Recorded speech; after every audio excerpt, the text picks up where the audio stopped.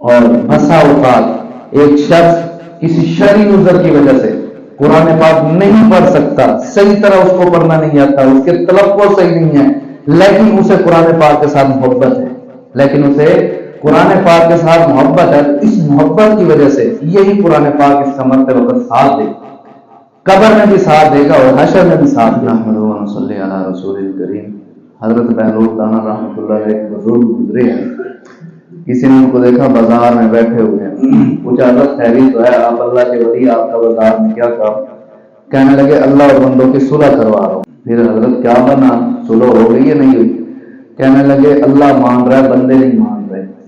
اسی طرح پھر کچھ دنوں بعد اسی شخص نے حضرت بہلول دانا رحمۃ اللہ علیہ کو قبرستان میں دیکھا، حضرت خیریت ہے آج یہاں؟ کہنے لگے ہاں، آج بھی اللہ اور بندے کی صلح کروا رہا ہوں۔ پھر حضرت کیا بنا؟ کہنے لگے آج یہ مان رہے ہیں، وہ نہیں مان رہے۔ تو آج ہمارے پاس وقت ہے کہ ہم اپنے روٹھے ہوئے رب کو راضی کریں۔ تو یہ رمضان مبارک کی بابرکت گھڑیاں جو ہیں، یہ اللہ اور بندے کو آپس میں ملانے کے لیے کہ کسی طرح روٹھا ہوا بندہ رب کی دربار میں آئے اور رب سے صلح کر لے۔ حدیث پاک کا مفہوم ہے، ایک حدیث پاک میں آتا ہے کہ اللہ کے فرشتے ایسی مجالس کی تلاش میں لگے ہوتے ہیں کہ جن مجالس میں اللہ اور اس کے رسول کی بات ہو رہی ہوتی ہے، اور جب انہیں کوئی ایسی مجلس ملتی ہے تو دوسرے فرشتوں کو بھی بلاتے ہیں، کہتے ہیں آؤ ہمارا مقصود یہاں ہے، یہاں ہمارے مقصد ہمارا مل رہا ہے۔ تو جب مجلس برخاست ہوتی ہے تو یہ فرشتے اللہ تبارک و تعالیٰ کی دربار میں پہنچتے ہیں، اللہ تبارک و تعالیٰ جاننے کے باوجود پوچھتے ہیں کہ فرشتوں کہاں سے آ رہے ہیں؟ تو فرشتے کہتے ہیں باری تعالیٰ ایک مجلس ایسی سے آ رہے ہیں کہ جہاں آپ کی بات ہو رہی ہے۔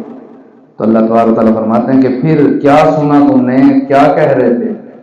تو فرشتے کہتے ہیں باری تعالیٰ وہ آپ کی رضا چاہتے تھے، وہ آپ کی رضا چاہتے تھے، آپ کی جنت کے طالب تھے، آپ کی جنت کو چاہتے تھے، دل ان کا کرتا تھا کہ ہمیں جنت مل جائے۔ تو اللہ تبارک و تعالیٰ فرماتے ہیں میرے فرشتوں کیا انہوں نے جنت کو دیکھا ہے؟ تو فرشتے کہتے ہیں باری تعالیٰ نہیں۔ اللہ تعالیٰ فرماتے ہیں اگر دیکھ لیتے تو پھر؟ فرشتے کہتے ہیں باری تعالیٰ پھر اور زیادہ تمنا کر۔ اسی طرح اور کیا مانگ رہے تھے؟ باری تعالیٰ وہ آپ کی جہنم سے پناہ مانگ رہے تھے۔ تو اے میرے فرشتوں انہوں نے جہنم کو دیکھا ہے؟ نہیں دیکھا باری تعالیٰ، اگر دیکھ لیتے یا اللہ اور زیادہ پناہ مانگ۔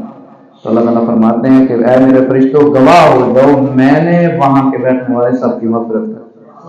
تو اس لیے یہ رمضان مبارک کی بابرکت گھڑیاں ہیں، تو اس میں اپنے رب کو منانے کی کوشش کی۔ اللہ تبارک و تعالیٰ قرآن پاک میں ارشاد فرماتے ہیں شہر رمضان الذی انزل فیہ القرآن، کہ یہ رمضان مبارک وہ بابرکت مہینہ ہے کہ اس مہینے میں اللہ تبارک و تعالیٰ نے قرآن پاک نازل کیا۔ تو اس مہینے میں اپنا تعلق قرآن پاک کے ساتھ مضبوط کیجیے، قرآن پاک کی تلاوت کا اہتمام کیجیے۔ یاد رکھنا یہ قرآن پاک ایک ایسی کلام ہے، یہ ہر کسی کے ساتھ نہیں جاتا۔ بہت سارے حافظ ہوتے ہیں، قاری ہوتے ہیں، عالم ہوتے ہیں، تجوید کے ماہر ہوتے ہیں، خوبصورت انداز میں تلاوت کرنے والے ہوتے ہیں، لیکن کیا ہے کہ مرتے وقت قرآن پاک ان کا ساتھ نہیں دیتا، نہ قبر میں ان کا، نہ مرتے وقت ان کا ساتھ دیتا ہے، نہ قبر میں ان کا ساتھ دیتا ہے، اور نہ ہی نشر میں ان کا ساتھ دیتا ہے۔ اور بسا اوقات ایک شخص کسی شرعی عذر کی وجہ سے قرآن پاک نہیں پڑھ سکتا، صحیح طرح اس کو پڑھنا نہیں آتا، اس کے تلفظ صحیح نہیں ہے، لیکن اسے قرآن پاک کے ساتھ محبت ہے، قرآن پاک کے ساتھ محبت ہے۔ اس محبت کی وجہ سے یہی قرآن پاک اس کا مرتے وقت ساتھ دے گا، قبر میں بھی ساتھ دے گا اور حشر میں بھی ساتھ دے گا۔ تو اس وجہ سے قرآن پاک کے ساتھ اپنی محبت پیدا کرے۔ اس کی محبت کے مختلف طریقے ہیں، ایک یہ ہے کہ قرآن پاک کی بندہ تلاوت کرے، سیکھنے کی کوشش کرے، دیکھے کہ قرآن پاک مجھ سے کیا کہہ رہا ہے، اس کے ترجمہ سیکھنے کی کوشش کرے، سوچے کہ میں قرآن پاک پر کتنا عمل کر رہا ہوں۔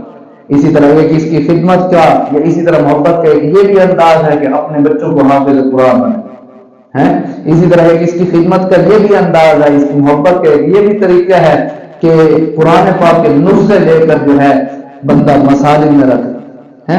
تو اس قرآن پاک سے محبت کی، یہی محبت ہمیں کل قیامت والے دن کام آئے گی۔ ہمارا دوسرا عقیدہ چل رہا ہے، پہلا عقیدہ میں نے آپ حضرات کے سامنے بیان کیا کہ سارے جہان کا خالق و مالک صرف ایک اللہ تعالیٰ ہے، اللہ ایک ہے، اس کا کوئی شریک نہیں اور نہ ہی اس کے سوا کوئی عبادت کے لائق ہے۔ دوسرا عقیدہ اللہ تبارک و تعالیٰ کے سب نبی اور رسول سچے ہیں، सब नबी और रसूल सच्चे हैं। सबसे पहले नबी हजरत आदम अलैहिस्सलाम और सबसे आखिरी नबी हजरत मोहम्मद रसूलुल्लाह सल्लल्लाहु अलैहि वसल्लम है। आप सल्लल्लाहु अलैहि वसल्लम आखिरी नबी है। आप सल्लल्लाहु अलैहि वसल्लम के बाद किसी नबी ने नहीं, किसी नए नबी ने नहीं आना, किसी को नबूवत नहीं मिलेगी। अल्लाह तबारक व तआला से दुआ है कि अल्लाह तबारक व तआला जो कुछ कहा अमल करने की तौफीक